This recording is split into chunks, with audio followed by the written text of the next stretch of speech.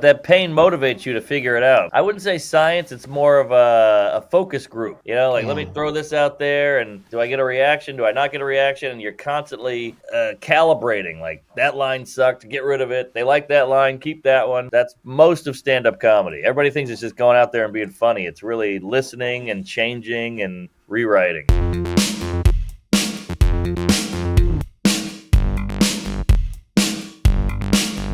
So what's with the sunglasses? What's going on? Oh, a little hungover, a little gay. Just had a long night last night, and went out drinking with some friends. But I'm here. I'm ready. So you're out in Brooklyn. Were you out doing the rounds there? What's the story? No, I did some comedy shows. Then you have a drink at each show, and then before you know it, you're in a wheelbarrow at a gay bar, and it gets pretty wild. That is pretty wild. And you know what's wild is your Instagram page. So welcome to Click and Tell. Yes. And what we do here is we actually go through your journey. We go all the way down to your first post that we could find, either on Facebook or Instagram. And we really want to hear the story behind your posts. And it's really interesting to see your reaction from 2014 where you were. And we have your first post. And I don't know if you remember what you posted the first time. Do you know? No idea. Hopefully not a swastika. No. No, all right, great. It's a great photo. It's a great photo.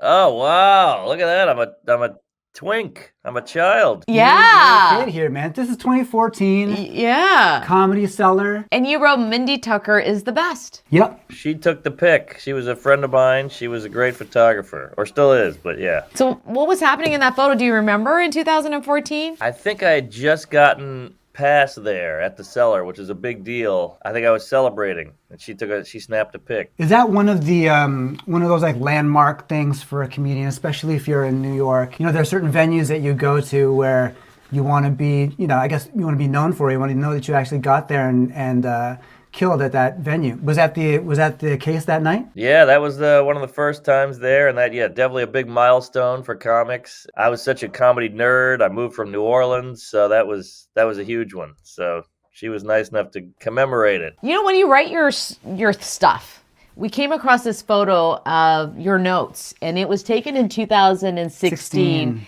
And it is hilarious. The little words that you wrote. This is like a peek inside your brain. Is this still the process for you? Yeah, is this what you do? It's like a crumpled up piece of paper? I got a bunch of notes over here. I'm at my desk right now. I got 1 million of them. So yeah, that's and you keep them. Still how it goes down. This is the folder. You start at the folder and then you rip them out. But yeah, definitely how I do it. That had urine on it. It was a bedwetter.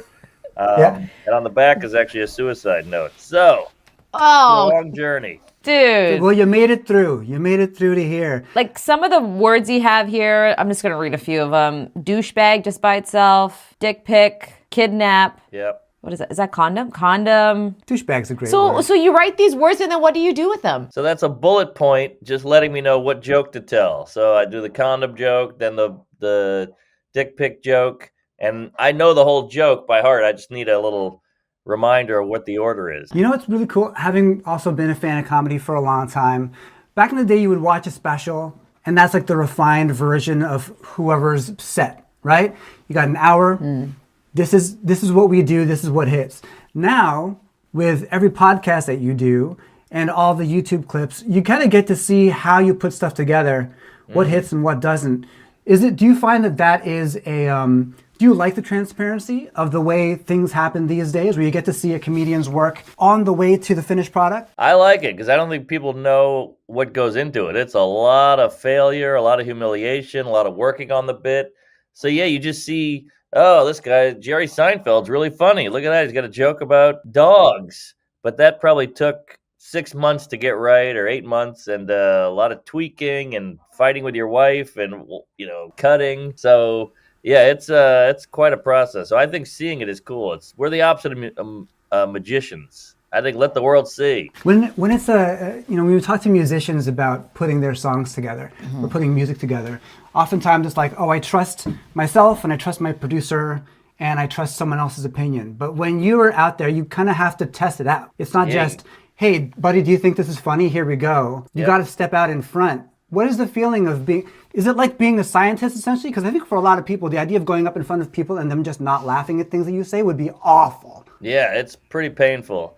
but that pain motivates you to figure it out. But I wouldn't say science. It's more of a focus group. You know, like let me throw this out there, and do I get a reaction? Do I not get a reaction? And you're constantly calibrating. Like that line sucked, get rid of it. They like that line, keep that one. And that's most of stand-up comedy. Everybody thinks it's just going out there and being funny. It's really listening and changing and rewriting. So is it hard to be funny then?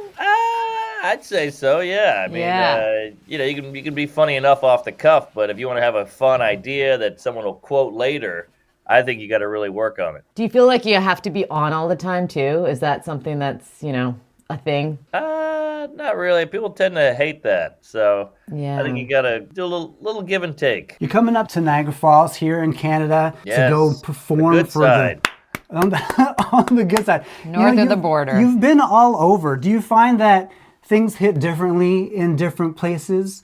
Do you ever have to adjust? What's it like with a different audience? I don't know. I try to keep it pretty accessible. I try to, you know, like, it's like saying, hey, I don't know, did you guys see One Battle After Another?